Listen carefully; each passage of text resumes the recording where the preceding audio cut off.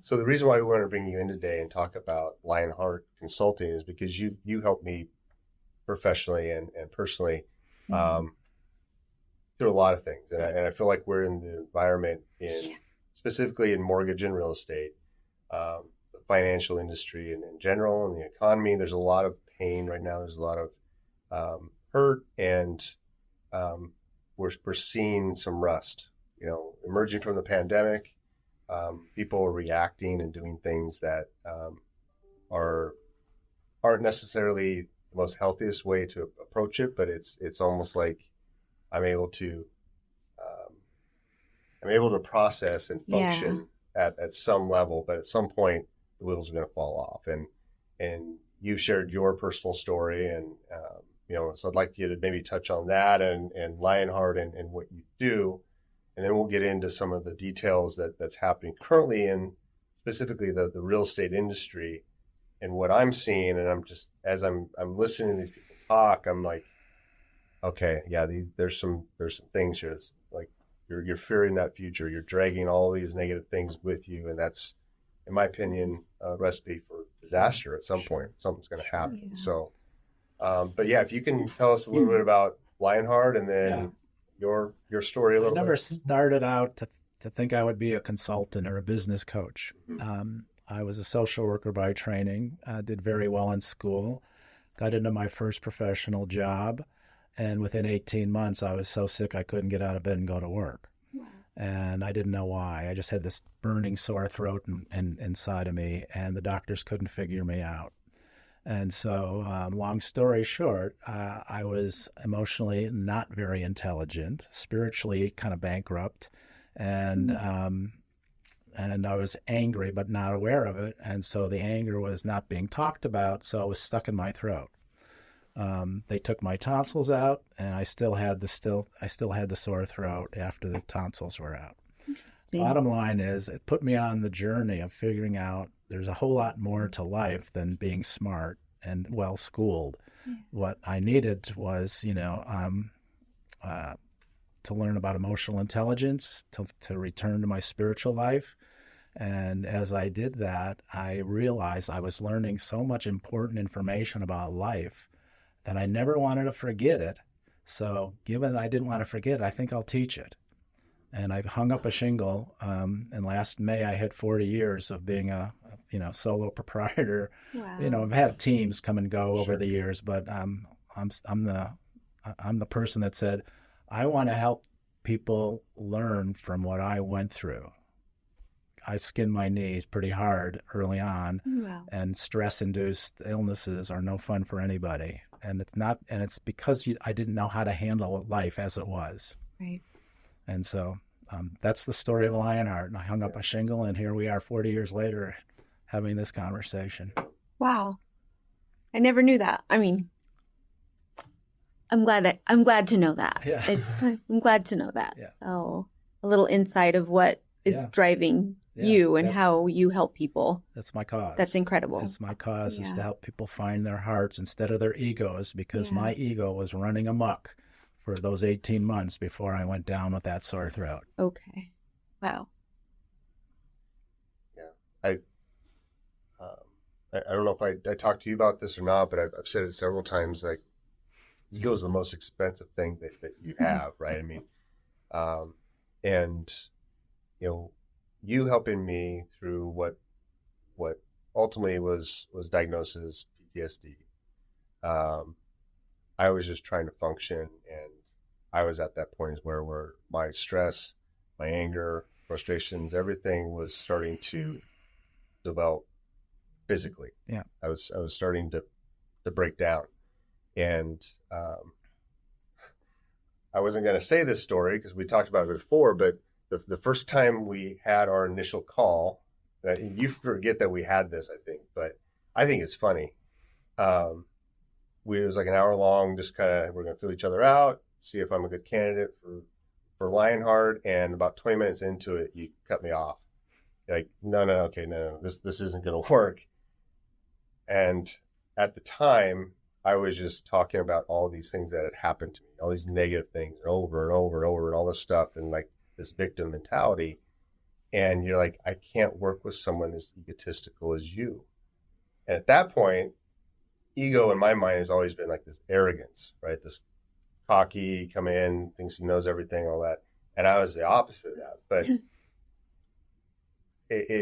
my jaw literally fell on my lap. I was sitting in my truck in the parking lot, I remember, and I'm like thinking, okay, no one understands me.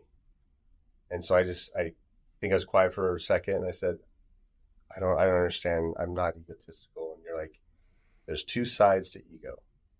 There's the self-destructive side, and there's the arrogant side. You're self-destructive. You, my friend, are egotistical. Yeah. And I'm like, there's the kick in the stomach that I needed, honestly. And at that point, because I respect the honesty and the fact that you were able to see through that and grab a hold of me, like, okay, stop. Right. And it changed my life, honestly. And I'm like, okay, can I hire you? You laugh, like, let's just finish our conversation, Rob. Okay. And so, I love you for that. Thanks. So what I noticed in that first call was you were really hard on yourself, really beating yourself up verbally, and that meant to me that you forgot who you are. You forgot that you're an amazing human being, that you have a heart that is good as gold, and that's what's blossomed over the last 20 years since we had that talk. So, yeah, it was amazing. So, we appreciate you. Yeah. Sorry. Yeah, I remember that. Well, and it's interesting because as we went through the coaching, as you were helping me through this, one of the things, and we'll move into kind of what the core is, but I want to say this on Alvina's behalf because I had the conversation with you, like, okay, I've been in this mode where I'm now starting to realize, like, it wasn't just me. I'm probably impacting everyone around me now. And then you talked about, that's the containment that the people that love me, Albina, was containing. And as soon as she realized that I was okay and I can kind of stand on my own 2 feet, then she collapses, right? Like, I'm exhausted. Exactly. I've been holding you up for years, but yeah. Exactly. And so that was the start of where, like, okay, now we're working on our relationship and really healing, getting through that. And part of that was just the biggest step was just identifying that, okay, there's something there and I got to fix it. Yeah. And so you're a major part of that. Yeah. And I had been through a version of that for myself. My beloved wife, Janelle, really picked me up out of the ditch. Yeah. We started dating 3 weeks before I had that sore throat.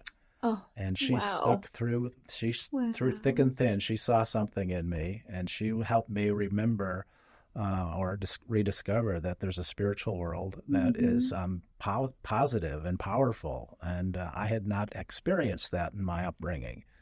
And so she pulled me out of a ditch. Yeah. Yep. We tried all that. We did all that. So I need to meet her and share stories. But. Well, and I feel like you guys are probably stronger now because of that. Right? Absolutely. Right. See, that is one of the lessons of LionHeart, is that adversity is not to knock you down. It is to help you strengthen yourself with deeper reliance on your heart or the spirit that's within us. Yeah. The connection. Yeah. And I wanted to, reason why we're doing so much hyper local and wanting to have an impact is, we want to give our pain a purpose, right? And realize that, okay, there's other people that are going through that and whatever that is. Right. Yeah. And we feel that we have capacity. We've gone through a lot, not discounting what other people have gone through, right? But we're strong enough and have enough capacity to be able to understand that and take it in and talk to them heartfelt and have genuine conversations with them, not with this, but with this. And the reception when it's coming from here is completely different than, whether that's malintent or frustration or whatever. It's like, okay, I need to stop and come from a place that is of concern and help and love. Yeah. Right? So That's yeah. Go ahead. The frequency is different when you speak from the heart and when you speak with love. It just it flows naturally, and people feel it, and they sense it, and absorb it, and are that much willing to either be drawn to you, or it scares them and they flee. But for the most part, when you're speaking from the heart, it flows. And it's night and day different. Yeah. And unfortunately, our society can't figure that out. Right. How to do this. Yeah. Our society is very ego driven. Yes. And there's a lot of adversity in our world these days. Go down the list: politics, climate change, et cetera, et cetera. Everything. There's all kinds of reasons to kind of be beat up by life. Yeah. But it's a call to kind of go deeper inside and bring your best out and help the world be a better place to live. It's easy to be a victim too. Absolutely. Not that you want to be, but it's easy to go down that path. Right. It's hard to pick yourself up and trench forward when you feel like your legs are in mud, but if willing, you can do it. Absolutely. So absolutely. I think that's the message we share with a lot of people. Yeah. So, right. And I feel like we emulate that too. I feel like we've shown that. Right. So when change happens and that perception of change is going to be negative, you'll see people start to spiral out of control. And when we're speaking to the real estate industry, specifically after the announcement of NAR's, National Association of Realtors, lawsuit settlement, you have the entire industry that's now been dumped kind of on their head about, okay, well, how am I going to get paid? Well, our response has been, okay, well, you better figure out what your value is so you can be able to ask for it. I mean, if it's not just set, you just expect, okay, this is what's going to happen because that's all the way it's always been. Yeah. That's a really flawed model. When we're talking with people and we're hearing people, specifically real estate agents, fearing this loss, right? And they're based on fearing the unknown. And the unknown. Yeah. You coached me on something called dreaded future. Right. So can you explain a little bit about the let's start with what's the fact of the situation for the realtor. Put yourself in the shoes of the realtor who sees the facts as the facts. Mm-hmm. I want to start with that. What does the realtor say the facts are of this NAR situation? Realtor is their perception of the facts are not the perception, but the fact is there's a lawsuit that they're now that is impacting their income. Income, yes, exactly. That how they'll get paid. Going to impact their income. Mm-hmm. Right. So that's the facts. What are they saying to themselves about what's happening? What's their problem statement? It's usually a perception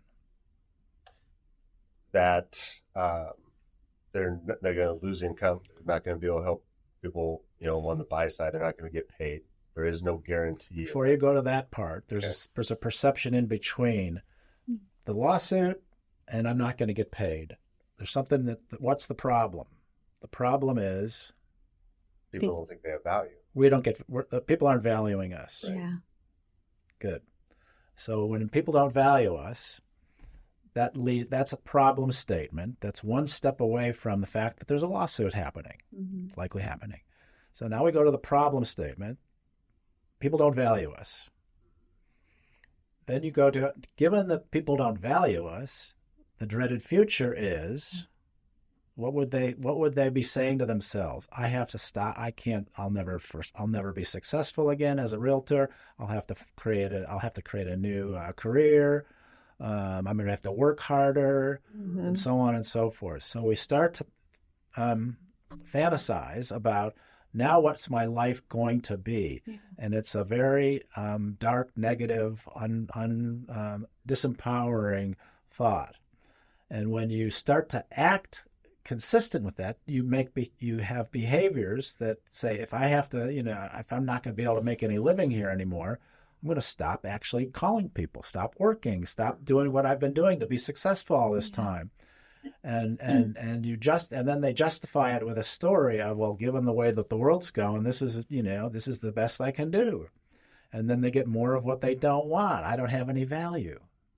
You see how the cycle works? Yeah. They're disempowering themselves with the thought process about, I can't make any livings doing this work anymore, so I have to, so that slows them down with their activities that made the living in the first place, and then they justify it, saying that we're just as an industry, we're being screwed. And the more you do that, the more you don't have the value that you started the conversation with, based on the NAR lawsuit. Yeah. Right. Mm-hmm. And it's a cycle that people can stay in for a few minutes and then think themselves out of it, or they can stay in there for forever. Yeah. And that cycle is a destructive cycle that brings us back into it kicks our butt. It puts us down in a hole. Here, another piece of this puzzle is they resist and don't like this unwelcome moment called the lawsuit. This shouldn't be happening. This isn't right. This isn't fair. Those are the conversations that they're having, I'm sure. But it is happening. It is real. So you have to face it. Right. Instead of resisting it and thinking it shouldn't happen and circling in this cycle of struggle, you have to say, okay, this lawsuit's going to change everything. Mm-hmm. Okay. I don't like it. I'm unhappy. I wish it weren't happening, but I can't linger there. I have to accept what's going on, and I have to find my highest intention. What is my highest intention? Well, the highest intention is what's best for my customers, what's best for me, what's best for my family. What do I need to do so that I can still be of value in the world to all three, to myself, to my customers, and my family? And that leads you with opportunity, with hope, with some creative, work to do to find a new way to deal with the change that's actually happening in the world. So if the lawsuit is going to make a change, we don't know what that is, but we have to accept it, and then we have to find our highest intention. And as soon as you find your highest intention and you start working on it, you're going to hit an obstacle or six. There's going to be obstacles. I like it. Or six. And what you have to then do when you face an obstacle, but you're working on your highest intention to make this turn out positive for everybody, you have to consult your heart, because your heart always has the wisdom. Yeah. And the creativity and the inspirations. It's already in there to kind of figure out how to make it through this situation, this transition that you're going through. And if you can find that truth and that peace of mind and that, trust in, yourself and your spirit, that you'll have enough somehow, then you go through the creative process of figuring out what is the best path forward for me. And it might be to work in a different way in real estate. It might be to, discontinue your relationship with real estate and do something else. But you're taking the positive energy from your heart to deal with the adversity that's on the outside, instead of letting the outside adversity infect, your mindset and your heart and your own thought process. Mm-hmm. I love that. I love the way you broke it down. I mean, people operate in fear and they can't get out of that cycle. Right. It's hard for some people. Some people can do it. Like you said, some people can spend 5 minutes there, okay, and then they're done. Right. But some people and it's probably their mindset and how they operate, but they get stuck in that thought. Right. The thing that people need to remember is they have a choice, as opposed to no choice. I love that. It's like, instead of saying we're doomed. Yeah. Well, this is not an easy thing to do. This is not welcome. I don't like it. I'm unhappy about it. Okay, but I have choice. Mm-hmm. I have to find the best choice. Yeah. I have to find that highest intention, and I have to let my heart guide me through this transition. Because we've all had an experience of life at some point in time where we thought this was the worst thing that ever happened to me. And then that worst thing that ever happened to me, you figured it out. And down the road later, you look back on it and you go, I'm so happy that happened because it made me a better person. Yeah. It pushes you. That adversity inspired me to bring myself to a better, higher place in the world. Yeah. So the adversity of life is not to knock people down, Right. The adversity of life is to help us deepen our reliance on the guidance and the Spirit in our hearts, and to strengthen our connection to love, strengthen our connection to peace. Without it, there's no growth. There's nothing happening. Yeah. Other than that, we're just kind of, Yeah. Present. Yeah. And sometimes not present, even. just there. We're mostly checked out. Yeah. And we just go to addictive types of things that aren't healthy for us. And we start to again, the cycle of struggle will take us deeper and deeper down the hole. And people that live there. People that haven't ever, overcome whatever adversity they had in their lives. Right. And that's sad. But there's always hope for people who want to, do the work. Yeah. And be willing to think in a new way and deepen their relationship with their heart. I think that's the only way of getting through things. It is. It is. It is the answer. Yeah. I love it. One of my favorite phrases is, life is a test and love is always the answer. Oh.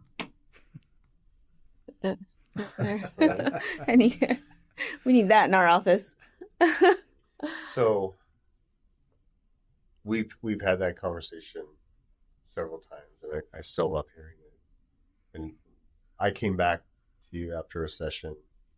I'm like, okay, but right? And yet. But again, so this is, and we're taking something that's really big and ambiguous, and we're trying to drill down to the thing that we can control, which is our perception and how we feel about it. And that's really hard when there's maybe stuff in the past that you're dragging, that you never dealt with, that you're dragging along with you in every relationship, in every situation, and it just weighs you down. And so when something like this jumps on your back as well, it's really hard. And so one thing that you taught me that I thought was interesting, and I feel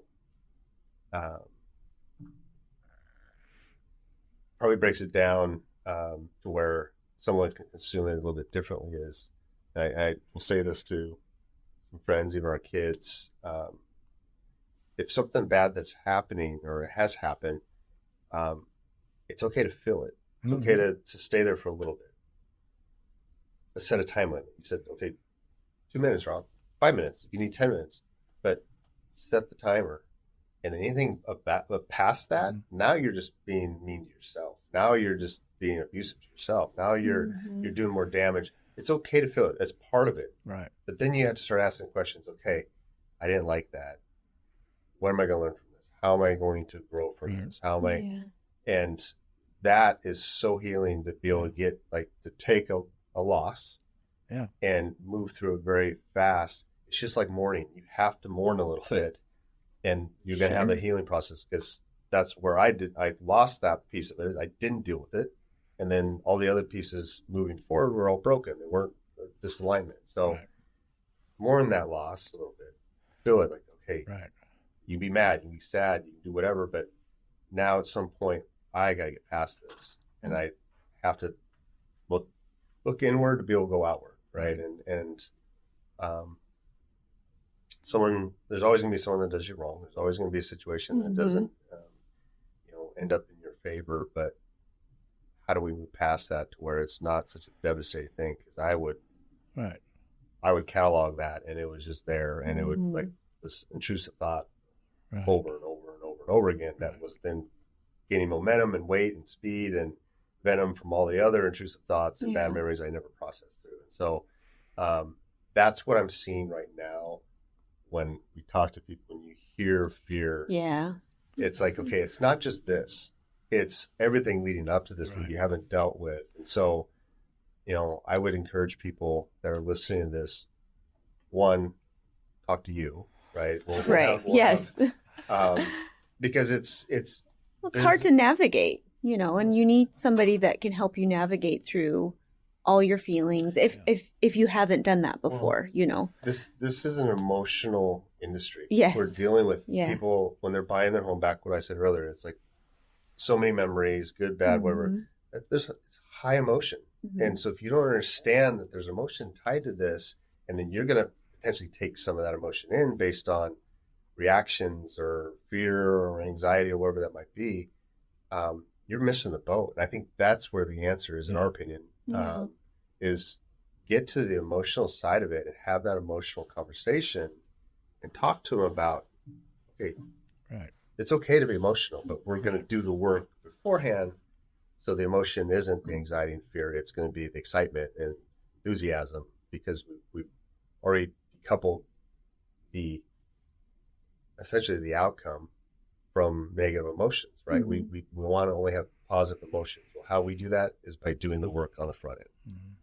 So one of the things that you said is the first step of healing is to accept that you're hurting. Mm-hmm. Accept it and feel the pain, feel the emotional pain, feel the physical symptoms, and just, because much of our societal illnesses are stress-induced. Mm-hmm. Not all of them, but there's a lot of that. And if it's stress-induced, you have to notice it. You have to feel it. You have to own it. Second step is to actually bring positive energy into it.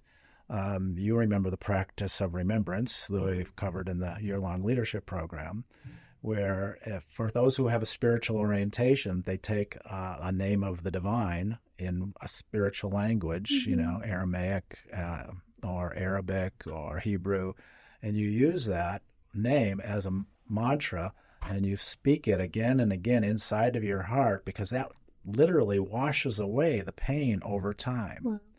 It takes those hurts and it's like it's flooding your heart with love, mm-hmm. because love is what's the healing component here, and and the love from the source has been with us all of our lives if we pay attention to it, if we listen to it, if we're willing to, fill our hearts with that again and again and again.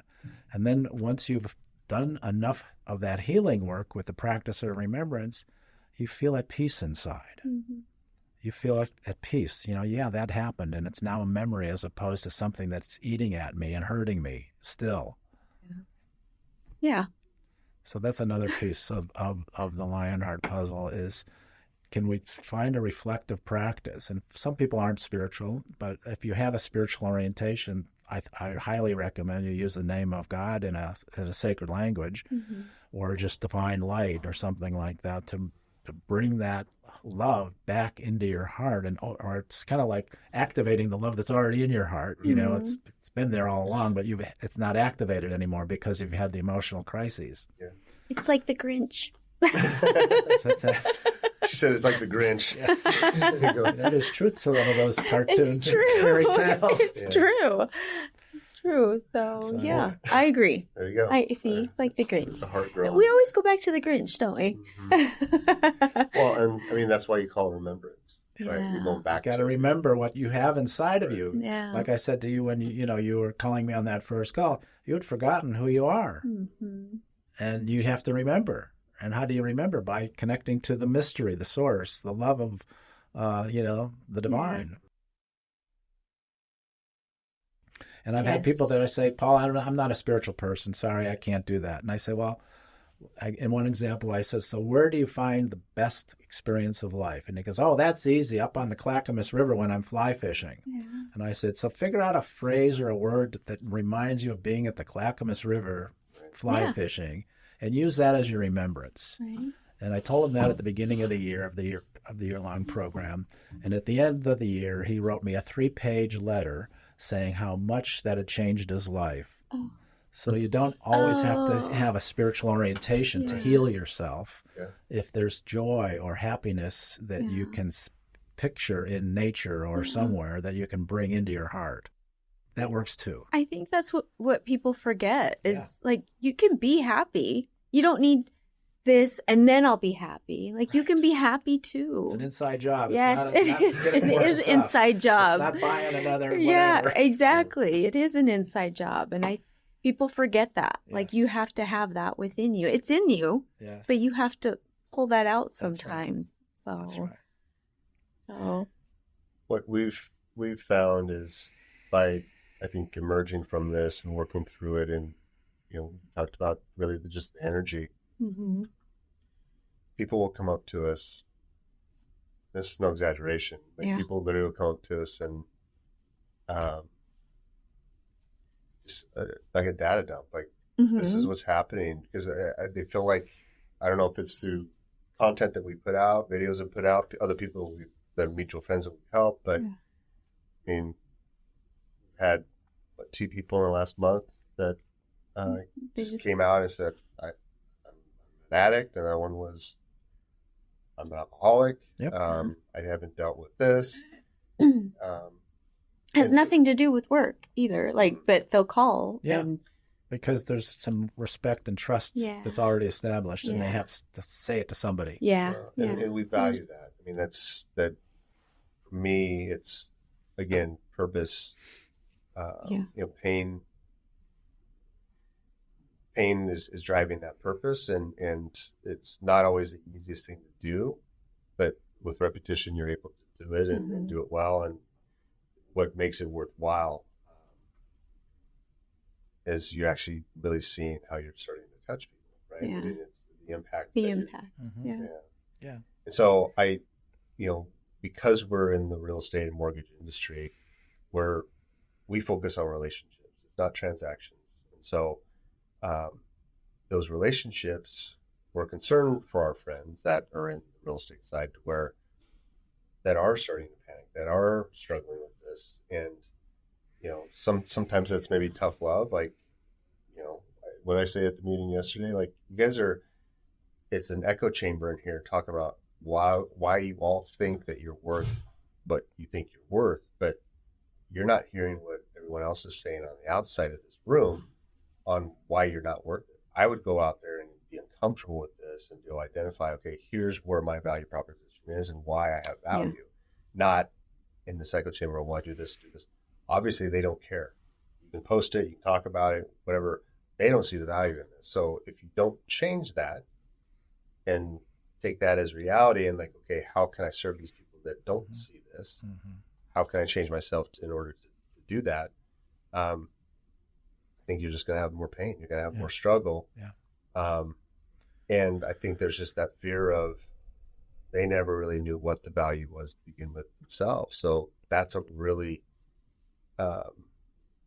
probably devastating way to have news brought to you. Like, okay, the foundation is gone. This is how business was always done. I don't know how to work from that. A lot of them, unfortunately, may not make it through this. It may be a situation where it does go back to just, okay, this is how we're just going to do it, and it kind of solves itself. But until the next thing that comes up and kicks their feet out from underneath them. So that's where I see the value in what LionHeart Consulting does. Our good friend Ryan told me, like, because I was frustrated with my results at work, and so I'm like, I think I want to talk to a coach. I'm struggling here, blah blah. And he goes, no.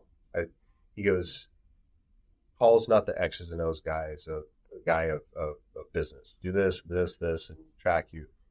You need to talk to him about this. So he was aware enough to say, okay, yeah, and it's true. It's the emotional IQ. I feel like our emotional IQ is fairly high, and it's growing, right? That's what we value our approach on. But yeah, so on the consulting side, we started kind of one-on-one, but I did a year-long. Well, I guess I'll let you explain what it is. It's the year-long LionHeart Leadership Program. For those who would be interested in it's a small group. It's intimate. It's interactive. It's not me just giving lectures. It's me bringing people practices like we've been talking about here today. How do you get yourself out of the cycle of struggle? How do you connect to your heart and strengthen it?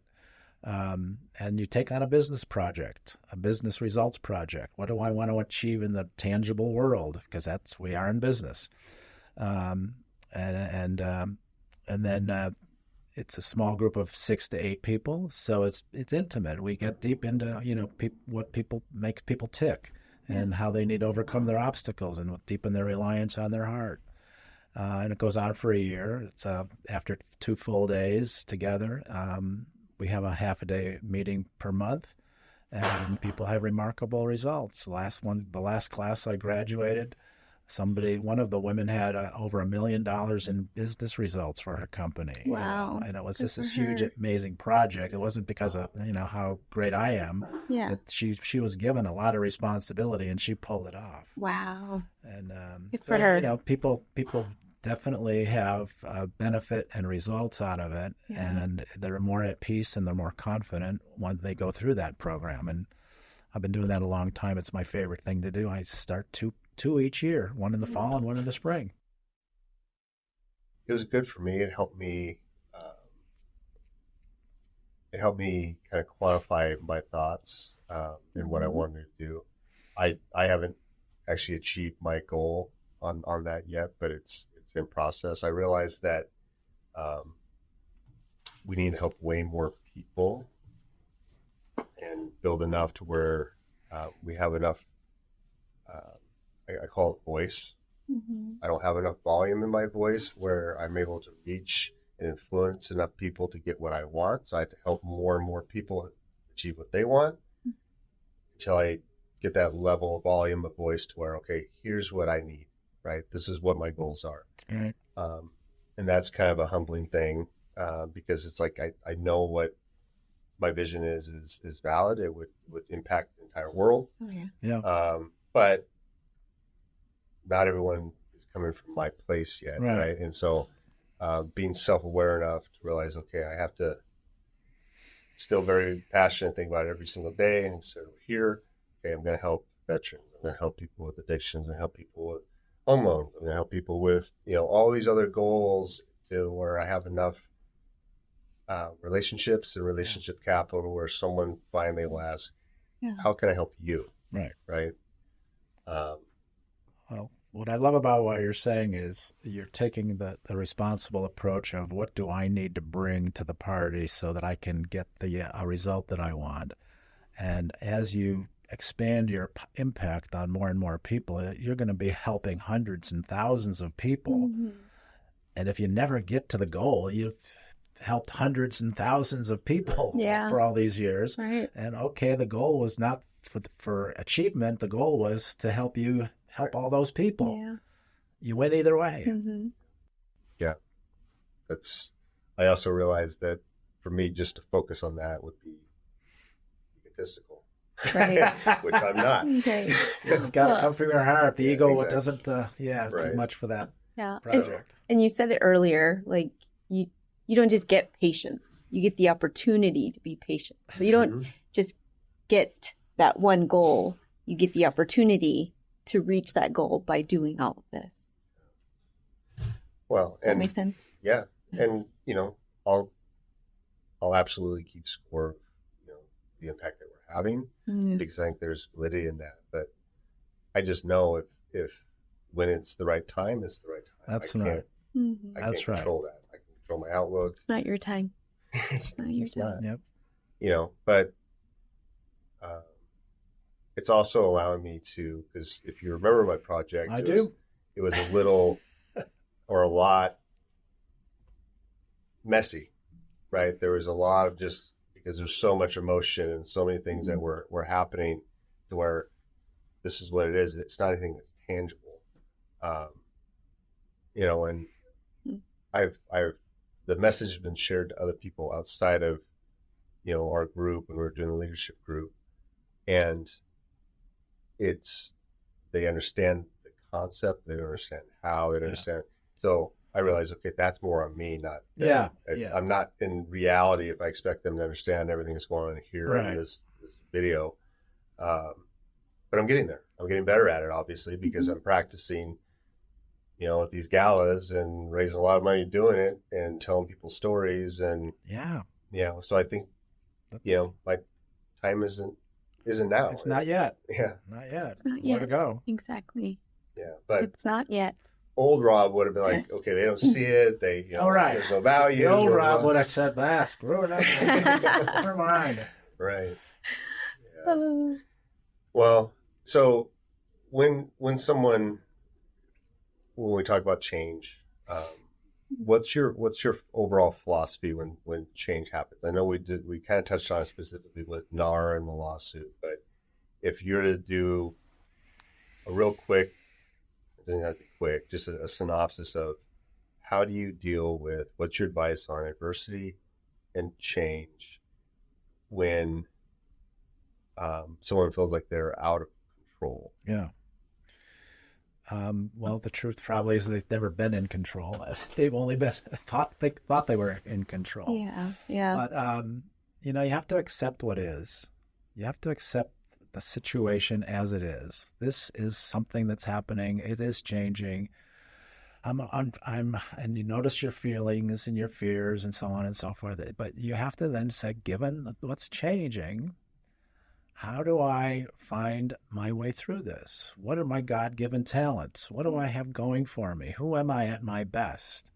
What can I do to kind of understand the way the world's moving and add value and bring people, you know, something that they want, you know, to engage with? Who am I that I have something to offer? And everybody has their own uniqueness. Yeah. You know, I was never in a million years thinking I was going to be a coach or, you know, working in business. I mean, I was a social worker, but that's where I got guided to do it.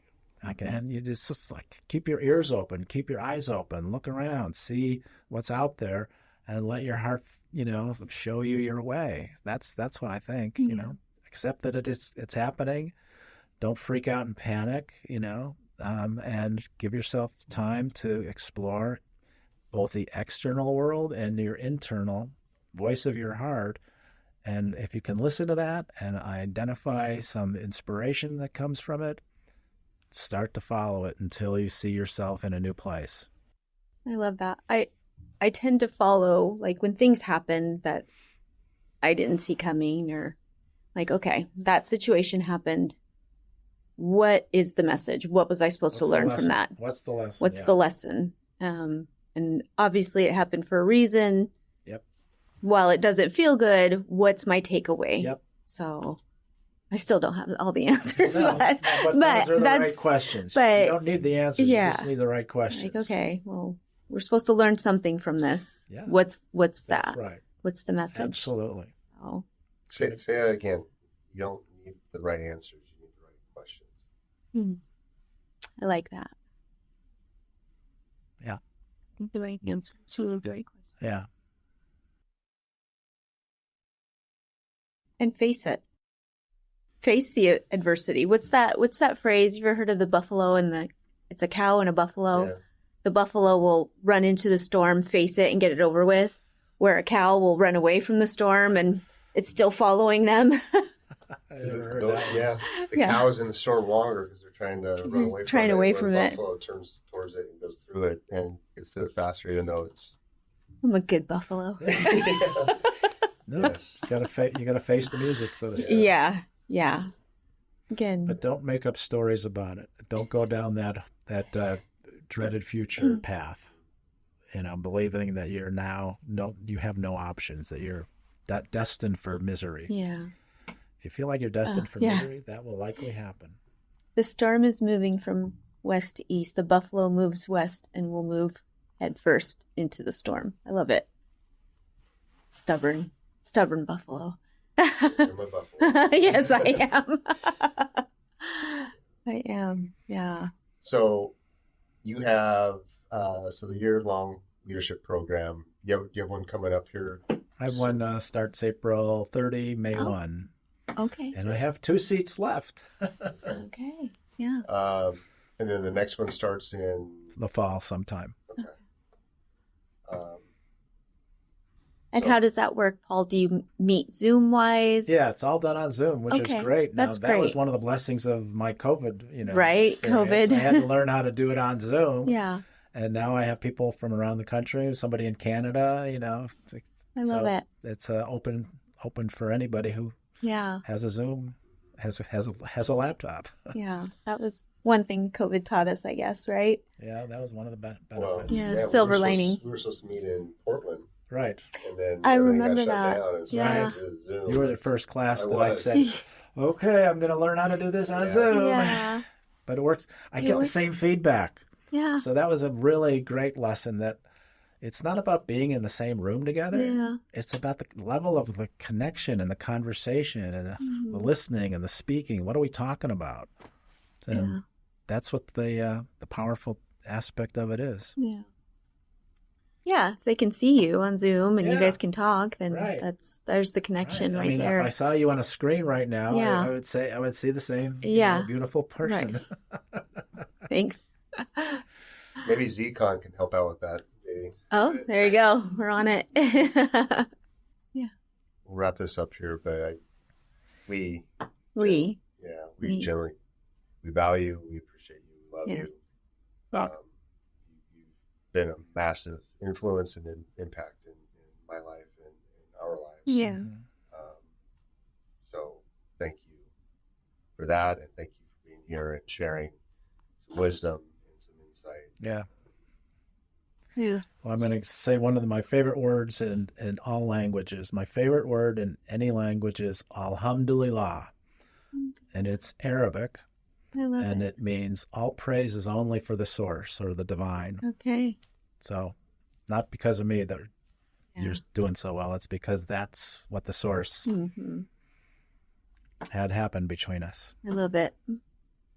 Well, we love your heart and the source. Yes. So leadership, I've been through it. Very valuable. I loved it.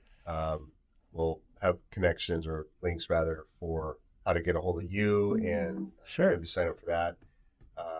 And it goes beyond just working with the person. Like, like you just said it, it helps the family. It helps your whole living situation. It goes beyond. It's that lighthouse effect. Yeah. It's like you're talking to one person, but the reach is far beyond. So it's very much appreciated. Some people ask me, is it okay if I take this chapter out of your book and pass it around? And I said, then you're living my dream. I'm not going to be able to ever talk to that person. Give a copy of my... I'm not here to sell books. I'm here for you to copy stuff out of my book and give it to them. Yeah. Oh. I still have my book. Kindness. Still go. I have my notebook too, where I wrote all the notes. And I have the salad bar thing written down. I have a lot of things written down, actually. But